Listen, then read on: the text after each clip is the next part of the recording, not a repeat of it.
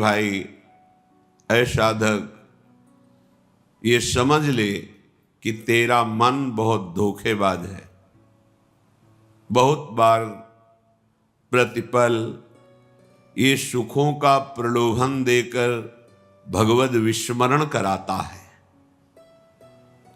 ये हम साधकों की बात कर रहे हैं। विषयी पुरुषों का तो समझना ही नहीं हो सकता, क्योंकि वो उसी को सुख मान करके भोग रहे हैं।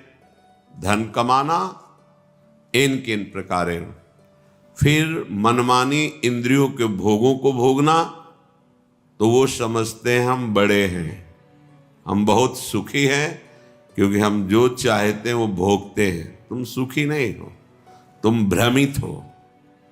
इंद्रियों की गुलामी करके तुम सुखी हो सकते हो? सुखी तो वो होता है जो इंद्रिय और मन को अपने अधीन कर लेता है। इस संसार में कौन सुखी है? खूब धन कमा लिया, खूब आपके पास जन समुदाय है, आप जो चाहते हैं वो भोगते हैं। ये सुख नहीं है, ये भ्रम है। तुम्हारे समय को माया भ्रम में फंसाकर नष्ट कर रही है।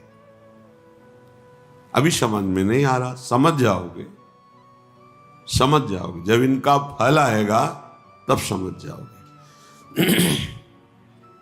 श्रीपाद कह रहे हैं अभी समझ जाओ, तो आगे जो विपत्ति आने वाली है, दुख आने वाला है, वो आपको नहीं मिलेगा।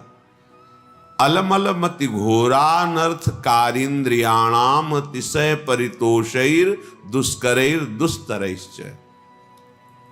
अब इस दुष्ट इंद्रियों को, मन को बड़े कठिन कठिन उपायों से जो तुम भोग दे रहे थे, अब बंद कर दो, नहीं तो पछतई है अवसर बीते।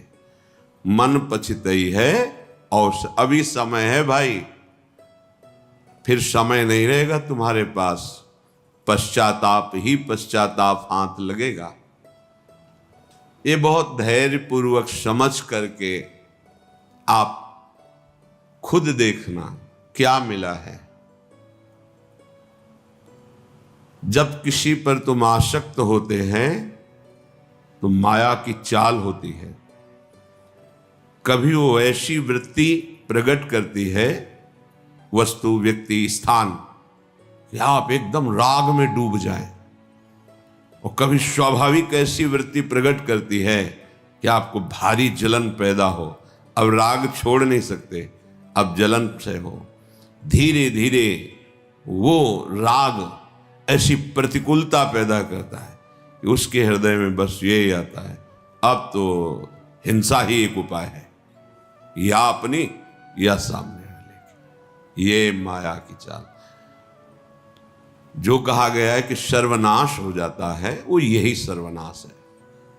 कामा संजायते क्रोधा, क्रोधा स्मृति विभ्रमा, स्मृति भ्रंशात बुद्धिनाशो, तो बुद्धिनाशात प्रणश्यति। बुद्धिनाश को ही सर्वनाश कहा गया है। बुद्धि नष्ट हो गई मतलब सब कुछ नष्ट हो गया। बुद्धि में प्रकाश हो रहा है मतलब सब कुछ प्राप्त हो रहा है। ये बहुत घोर अनर्थकारी इंद्रियां हैं, श्रीपाद कह रहे हैं। सच्ची, जिस समय हम उपासक की बात कर रहे हैं, उपासक एकाग्रता पूर्वक सही दिनचर्या 2, 4, 10, 20 दिन, महीना भर चलाएगा तो एक आनंद की उमगन आएगी। आनंद की उमगन में वो थोड़ा बेपरवाह होने लगता है।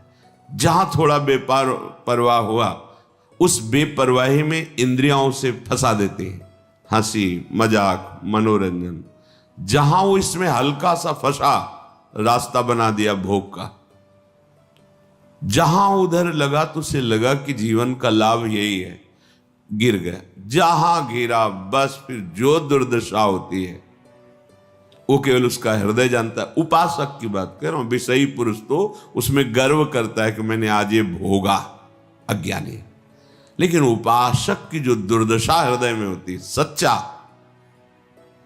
इसीलिए कह रहे हैं अलमल मति घोरा अनर्थकारी इंद्रियाणाम मतिशय परितोषैर दुष्करैर दुस्तरैश्च। इनसे पार पा जाना बहुत कठिन है मन और इंद्रियों से। इनका दुलार करते करते तुम्हारी दुर्गति हो गई है। दुर्गति का तात्पर्य हम किसी बाहर प्रकरण से ना लें, अंदर से लें। क्या तुम्हारा चिंतन चल रहा है? देखो अपने चिंतन की दशा। कोई व्यक्ति होगा, कोई वस्तु होगा, कोई स्थान होगा, या राग में चिंतन हो रहा अनुकूल, या द्वेष में प्रतिकूल, जलते रहो। इस पावन समय को नष्ट करते रहो। यही नष्ट कर, यही दुर्दशा है। बोले भोगोगे तुम्हारी दुर्दशा होगी, तो तुम दुर्दशा को ले जाते हो केवल शरीर में कि कोई अंग भंग हो जाएगा। नहीं, वासनाओं की भीड़ जमा हो जाएगी, बुद्धि निर्णय करने में असमर्थ हो जाएगी, तुम शोक चिंता इन दुखों से व्याप्त हो जाओगे, विषाद से ग्रस्त हो जाओगे, कोई रास्ता ही नहीं मिलता। ध्यान रखना, भगवत शास्त्र विरुद्ध आचरण करने वाले को शांति का कोई रास्ता ही नहीं मिलता। ये विषय बड़े बड़े ज्ञानियों के भी चित्त का अपहरण कर लेते हैं, बोधवानों का नहीं। बोध शब्द अलग है, ज्ञानी शब्द अलग है। जो ज्ञान हुआ उसका परिणाम है इंद्रियों पर विजय। श्रद्धावान को ज्ञान प्राप्त होता है और ज्ञान प्राप्त उपासक अपनी इंद्रियों पर विजय प्राप्त करता है। फिर जो बोध होता है वो परम शांति मचिरेणाधिगच्छति, वो परम शांति को प्राप्त होता है। पहले तो मानो ये बात कि तुम्हारा मन और इंद्रियां अनर्थकारी हैं। अब इंद्रियों को दुलार करना बंद करो। ये घोर अनर्थ पैदा कर देती है, घोर अनर्थ। वर्षों लगता है इंद्रियों को कब्जे करने में। कुसंग में कुछ मिनट में वर्षों के द्वारा शासन में लाई गई इंद्रियां एकदम फ्री हो जाती है। वर्षों की कमाई एक मिनट में गमाई। बहुत बड़ी चाल है इन इंद्रियों की। साधक उन्हीं इंद्रियों से खुशी चाहता है, आनंद चाहता है। वो देखकर मनोरंजन करके समझता है मैं बहुत विद्वान हूं, बहुत ज्ञानी हूं, बहुत चतुर हूं, हमारी कोई बात जानता। अरे किसी के जानने की जरूरत नहीं, तुम ही जान जाओगे। रोगे कोई आंसू पोंछने वाला नहीं मिलेगा। हमारी ये बातें कड़वी जरूर लगेंगी लेकिन बहुत मीठा फल देने वाली। यद तग्रे विषम्यु परिणामे अमृतोपमम। ये बातें सुनने में तुम्हें विष जैसा लगेगा, परिणाम में अमृत मिलेगा। विषय भोग प्रलोभन की बातें अमृत जैसी पहले सुनने में लगती, परिणाम बहुत भारी विषवत होता है। विदधदिव सशोको एन केनापि देह स्थित मधिवश वृंदारण्य में कांतरत्या। अब इन इंद्रियों को दुलार करने का प्रयोजन छोड़ो। पहले निश्चय करो शास्त्र सम्मत विषय सेवन करेंगे, अन्यथा नहीं। तो जो जहां है शास्त्रा अधिकारानुसार भगवत समर्पित विषय, यही सबसे बड़ा बंधन है। यही बंधन जिसे आप सुख समझते हैं ना, यही सुख भाव से इस ज्ञान समुद्र जीव को बांध लिया माया ने, जिसका कभी भी बंधन नहीं हो सकता। वो इसी सुख भाव से बंधा हुआ है। अगर दुखालय को दुख बुद्धि से देख पावे तो अभी भाग पड़े भगवान की तरफ, इसीलिए नहीं भाग पाता। बुद्धि है, प्रयोग उसका नहीं है। अब जैसे भजन नहीं है तो प्रश्न आया कि आप कहते मनुष्य योनि बड़ी दुर्लभ और बड़ा, अब तो बहुत जनसंख्या बढ़ रही, तो कहां से आ रही? तो आप जगह एक बीता देखो खोद करके। इतनी दीमक है, इतने जीव हैं कि एक जिला में जितने मनुष्य हैं उतनी हाथ दो हाथ में दीमक निकल आएगी। अब वो जब आदमी बनेंगे तब तुम्हें ज्ञान है, अनंत ब्रह्मांड है, कौन से जीव की कहां गति कैसे भेजी जा रही। कलयुग को महर्षियों ने प्रणाम किया है, ब्रह्म ऋषियों ने प्रणाम किया है। जितना लाभ आप कलयुग में वृंदावन का ले रहे हैं अन्य युगों में नहीं ले पाए। जितनी जल्दी भगवत प्राप्ति कलयुग में होती अन्य युगों में नहीं होती। 10-10 हजार वर्ष तपस्या करके जो फल प्राप्त अन्य युगों में करते थे, दाहिने पैर के अंगूठे के बल खड़े होकर दोनों हाथ उठाकर आकाश दृष्टि करके मंत्र जप कर रहे हैं, जल में खड़े होके 24 घंटे नाम कीर्तन में वो फल प्राप्त हो जाएगा। जो 10,000 वर्ष तपस्या, कलयुग बहुत प्रणाम करने योग्य है। पर आप भगवद विमुख हो जाओगे तो भ्रष्ट कर देगा, नष्ट कर देगा। तो क्या और युगों में ऐसे आचरण वाले व्यक्ति नहीं थे क्या? कम थे। ऐसे ही भगवद आचरण वाले क्या कलयुग में नहीं है क्या? कम है। बहुतायत है अधर्माचरण करने की प्रवृत्ति, बहुतायत है इसकी। अब आपको अंदर से सोचना है कि मेरा प्रयोजन इंद्रियों का दुलार करना नहीं है। अभी ठीक होने लगेगा, पर ये सोचना आचरण में उतारना होना चाहिए। नहीं सोचते तो बोलते रहते हैं वैसा नहीं करेंगे, पर वो कसम और नियम 1 मिनट लगता है तोड़ने में। इसके बाद फिर रो बैठ के क्या हो गया, ऐसा मैंने क्यों किया। फिर भी ठीक नहीं होगा, फिर 2, 4, 6 दिन फिर वहीं पहुंच जाओगे, फिर निराश हो जाओगे। अब तो हम चलने लायक ही नहीं भगवत मार्ग में। इसलिए प्रार्थना है, अलमल मति घोरानर्थ कारेन्द्रियाण मतिशय परितोषैर दुष्करैर दुस्तरैश्च। अब इंद्रियों के परितोष वाली बातें छोड़ो, अब इंद्रियों का पोषण मत करो। जो धर्म विरुद्ध भोग चाहती, जलना ही पड़ेगा। जलना, जलन शब्द याद कर लो।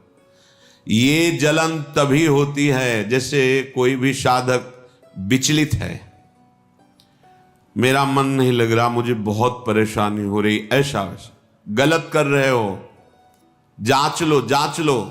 गलत चिंतन है, गलत आचरण है, नहीं तो अभी प्रारंभ में ही मस्ती प्रारंभ हो जाएगी। वो एक अध्यात्म की जो जलन पाप नष्ट करने वाली, वो मन बुद्धि चित्त इनको शीतलता प्रदान करती है। ये जागतिक जो जलन है, ये आपका आचरण गलत है कहीं, नहीं तो उसी मार्ग में चले हुए पथिक है।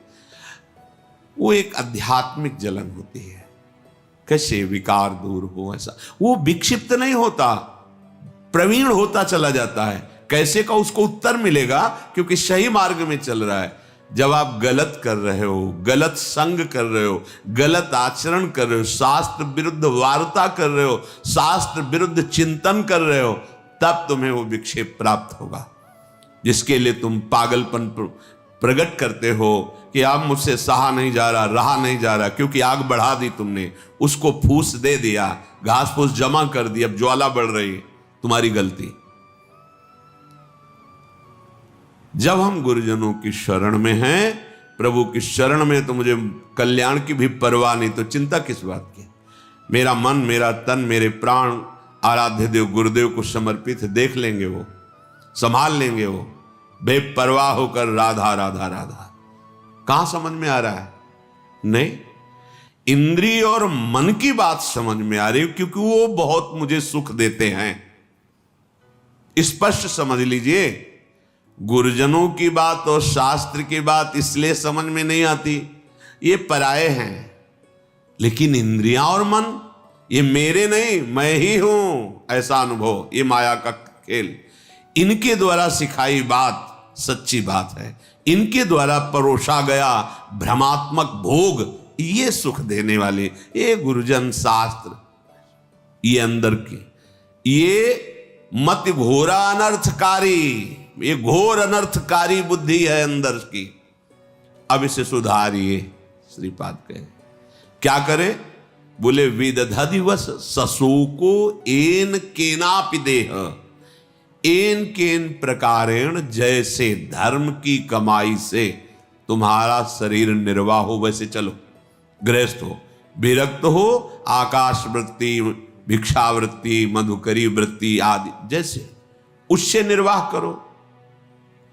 किसी भी का, अन्य का आश्रय न लो तो तुम कभी शोकातुर नहीं होगे विषयों के लिए। एक एक शब्द पकड़ने लायक है। अगर आप धर्म पूर्वक चलते हैं, धर्म की कमाई से नमक रोटी खाते हैं, आप चैन में रहेंगे, मस्त रहेंगे, क्योंकि भगवत मार्ग के प्रतीक है गृहस्थ होते हुए। आप अधर्म की कमाई कर रहे हैं, करोड़ों रुपए जमा हैं, भगवत विमुख हो, तुम्हें चैन नहीं मिल सकती, जिसे शांति कहते हैं, जिसे विश्राम कहते हैं, जिसे आनंद कहते हैं, स्वप्न में अनुभव नहीं हो सकता। करके देखो, जल रहे, खूब करके देख लो, जलते ही रहोगे।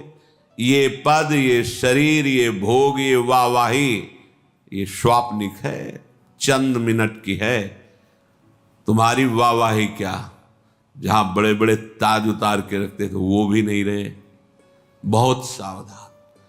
ये अहंकार, ये इंद्रियों का दुलार, ये मन का दुलार तुम्हारा अनर्थ है, अनर्थ। समझ में नहीं आ रहा, समझ जाओ, निकल जाओ। तुम ही फंसे हो, सुख की बुद्धि ने तुम्हें फंसाया है, और इसका नाम दुखालय है, सुख नहीं है, नहीं है सुख। तुम्हारी बुद्धि अनर्थकारी तुम्हें धोखा दे रही है। अभी कैसे समझ, बहुत अल्प बुद्धि है, तर्क करते हैं, तर्क करते हैं। अब तर्क तो उस बुद्धि में जो पवित्र है, तो पवित्र तर्क आवे। अब बहुत अज्ञान से घिरी हुई बुद्धि क्या इन शास्त्रों को समझेगी? तुम्हारा भोजन ठीक नहीं, थोड़ी भी मर्यादा नहीं, गुरुजनों का सेवन नहीं, पवित्र विचार नहीं, तो तुम शास्त्र समझ जाओगे। जो ब्रह्मानंद में, भगवदानंद में छके हुए महापुरुषों ने आंतरिक अनुभव लिख, वो तुम समझ जाओगे। बहुत बड़े महापुरुष हो गए तब तो। नहीं, पहले शरणागत हो, अहंकार गलित करो, फिर जब अहम रहित बुद्धि होती है, वो भगवदानंद पर विचार करने के योग्य हो जाती है। अभी तो देहाभिमान है, जितना भी चिंतन करोगे वो प्रकृतिजन्य ही होगा। तो जैसे बने एन केन प्रकारेण धर्म युक्त पदार्थों के द्वारा शरीर यात्रा करो। एन केनापि देह स्थित, ये चटोरापन इंद्रियों का बंद करो। बहुत खा पी लिया है, बहुत सब ये जो गंदे गंदे पदार्थ दूसरों के शरीरों का हनन करके खाने की बातें, कैसे निकृष्ट बुद्धि हो गई। उल्टी नहीं आती तुम्हें, बमन नहीं होता तुम्हें बात सोच के? पर बुद्धि है, देखो अनर्थकारी बुद्धि है। अरे बहुत बलिष्ठ कर देता है, खाओ बस, विजय प्राप्त कर लोगे। किस पर, किस पर विजय? इंद्रियों के गुलाम होते जा रहे हो, मन के गुलाम होते जा रहे हो, विषयों की अधीनता बढ़ रही है। तुम स्वतंत्र कहां हो रहे हो, तुम विजयी कहां हो रहे हो? तुम तो हारते चले जा रहे हो। भला कहीं अपवित्र पदार्थ पाकर तुम्हारी बुद्धि प्रवीण होगी, ठीक से निर्णय कर पाएगी? मान जाओ हमारी बात, यही माया की चाल है। सावधान, ये अनर्थकारी बुद्धि तुम्हें नष्ट कर देगी। तुम श्रीधाम वृंदावन का आश्रय लो, सत्संग सुनो, प्रिया प्रीतम के चरणारविंद की दृढ़ता हृदय में आ जाए तो सब विकारों के जीतने की सामर्थ्य आ जाती है। अच्छा ही नहीं लगता, सही मानो। देखा है, कभी कभी हम कहते हैं कि भगवान के चरित्र से भी बढ़कर भक्तों के चरित्र में हमें विशेष आनंद और विशेष अनुभूतियां मिलती हैं। क्यों? क्योंकि जब भगवान के लिए कोई आश्चर्यमयी बात आती है तो ये हमारे हृदय में बैठा ना कि कर तुम अकर तुम अन्यथा कर तुम, सर्व समर्थ भगवान है, कोई आश्चर्य नहीं होता क्योंकि वो भगवान है। लेकिन तब आश्चर्य होता है जब वो प्रकृति की धरा में और फिर वो भगवत धरा की ऊंचाई में, तब आश्चर्य होता है कि हाँ ये बात आश्चर्य वाली है। मायाकृत प्रपंचों में फंसा हुआ, फिर मायातीत इतनी ऊंचाई, वो बात समझ में आती। कैसे चला, कैसे माया को त्यागा, कैसे भगवदानंद में मगन। मेरे प्रभु का कोई भी कृत्य आश्चर्य में थोड़ी है, वो तो सर्वाश्चर्य में स्वयं है सरकार। कर तुम अकर तुम अन्यथा कर तुम, अन्यथा कर तुम, जो हो ही नहीं सकता वो भी कर दे। जैसे आप केवल कान से ही सुन सकते हैं, प्रभु किसी भी रोमकूप से देख सकते हैं और वहां से सुन सकते हैं, कहीं से भी आहार ग्रहण कर सकते हैं। कर तुम अकर तुम अन्यथा कर तुम, वो सर्वतोमुख वाले सर्वतो नेत्र वाले हैं। बिल्कुल महर्षियों ने गाया फिर भी कह दिया कि सामर्थ्य नहीं कि आपकी। उन प्रभु की महिमा में कोई आश्चर्य की बात है?